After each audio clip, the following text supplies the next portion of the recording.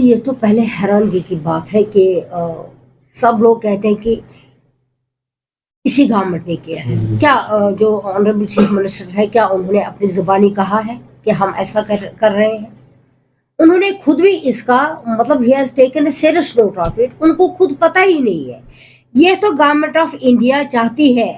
असल में बात यह है, गवर्नमेंट ऑफ इंडिया क्या चाहती है? यहाँ पे शूरिश चाहते हैं, लोगों को खत्म करना चाहते हैं। बेरोजगारी उनकी वजह से यहाँ पर है। न यहाँ पे यूथ को नौकरी दी जाती है, न कहीं पे नए नए एडवर्टीजमेंट निकलते हैं।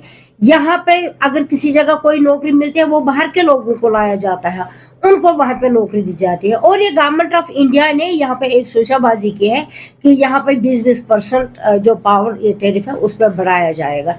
ये कभी भी हम होने नहीं देंगे। हम इसकी अपोजिशन कर रहे हैं क्योंकि हमें गरीब आवाम के लिए, गरीब आवाम ने हमें चुना है नेशनल कॉन्फ्रेंस को। नेशनल कॉन्फ्रेंस को इतनी सारी बहुमत से उनको इतनी सारी मेजॉरिटी मिली है। हम लोगों के ताबेदार हैं। हम लोगों के उमर साहब ने कई बार कहा है, हम लोगों के लिए यहाँ पे है, लोगों के लिए, ताकि उनको यहाँ पर सहूलियत मिले, उनको आसाइश मिले। हम उनको तकलीफ देने के लिए यहाँ पर हुकूमत में बैठे नहीं है। हुकूमत हर कोई कोशिश कर रही है कि यहाँ के लोगों को आराम मिले और यहाँ के लोगों को आसाइश मिले। उनको हम परेशान नहीं कर रहे हैं। उमर साहब ने भी कहा है और हम भी कह रहे हैं, हम उमर साहब से भी गुजारिश कर रहे हैं कि बहुत जल्द इसके जो भी इसके, क्योंकि गलत असरात निकलेंगे इसके, अगर गवर्नमेंट ऑफ इंडिया ने यहाँ पे ये लागू किया है, क्योंकि ऑनरेबल चीफ मिनिस्टर खुद भी पावर मिनिस्टर है, उनको हम सभी लोग इसके टूथ एंड नेल हम उनकी अपोजिशन कर रहे हैं और हम यहाँ पे ये लागू होने नहीं देंगे। बहुत सारी ऐसी चीजें हैं जो गवर्नमेंट ऑफ इंडिया यहाँ पे कर रही है। यहाँ के छोटे छोटे लड़कों को फिर से उनकी गिरफ्तारी हो रही है, उनको जेलों में भर जाते हैं। यहाँ के फेडरलिज्म ही खत्म हो गया है। यहाँ का कॉन्स्टिट्यूशन ही काम नहीं कर रहा है। यहाँ पे हमारे फंडामेंटल राइट्स ही नहीं है।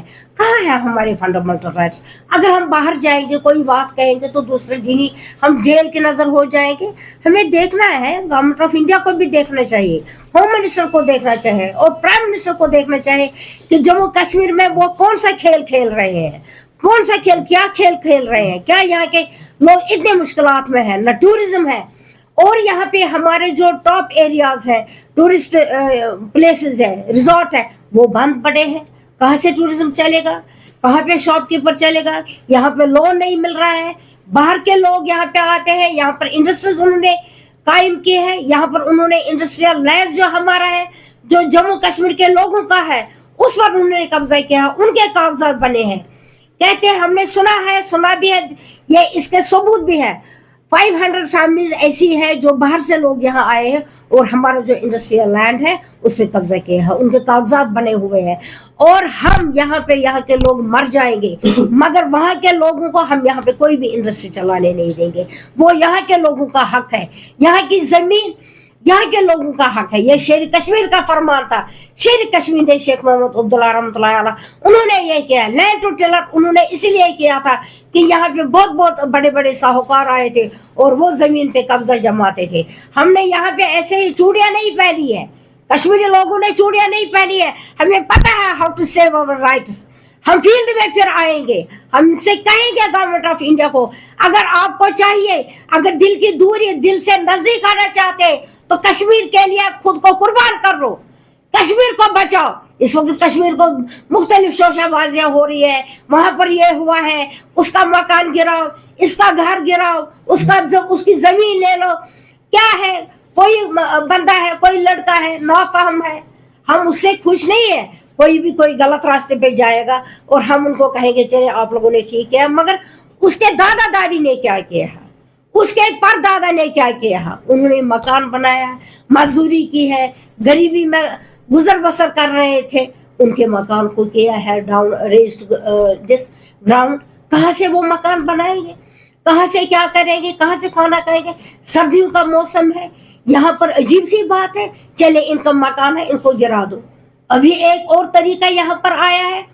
मुझे अफसोस है उन मुसलमान या कोई हिंदू है, पंडित है, मुसलमान है, जो हमारे यहाँ बौद्ध है, जो क्रिश्चियन है, यहाँ पर क्या है, इन्होंने हमारी एक तो डेमोग्राफी चेंज कर रहे हैं और हमारा जो मुस्लिम कल्चर है, जो हमारा इस्लाम हमें कहता है, हमें यहाँ पे हम कोई प्लज वलज नहीं करते थे। यहाँ पे ہم نے 70 سال سے ہندوستان کے ساتھ وفا نہیں کی ہے, ہم نے کوئی قسم نہیں کھائی ہے, ہم نے دل سے قسم کھائی ہے جو شیر کشمیر شیخ محمود عبداللہ نے ہمیں دلائی کہ ہم ہندوستان سے وفا کریں گے, ہم ہندوستان کے ساتھ وفا کر رہے ہیں. یہ کیا مذہب ہے؟ ہمارے مذہبی معاملات میں بھی اب ہندوستان کے لوگ دخل دیتے ہیں. یہاں کے لوگ کہتے ہیں کہ جو ہماری بیوروکریسی ہے, ہمارے ایل جی صاحب ہیں, یہ ہمیں کہتے ہیں کہ ہمارے جو نوجوان ہیں ان کے ذہن میں یہ ڈالتے ہیں کہ آتش پرست بنو. یہاں پہ آتش پرستی کی طرف ہمارے نوجوان اور ہمارے لوگوں کو لے رہے ہیں. کہتے ہیں قسم کھاؤ, پھر ہاتھ باہر نکالتے ہیں, یہ آتش کی قسم کھاتے ہیں. کیا ہم آتش پرست ہیں؟ ہم خدا پرست ہیں, ہم محمد رسول اللہ صلی اللہ علیہ وسلم ہم ان کے امتی ہیں.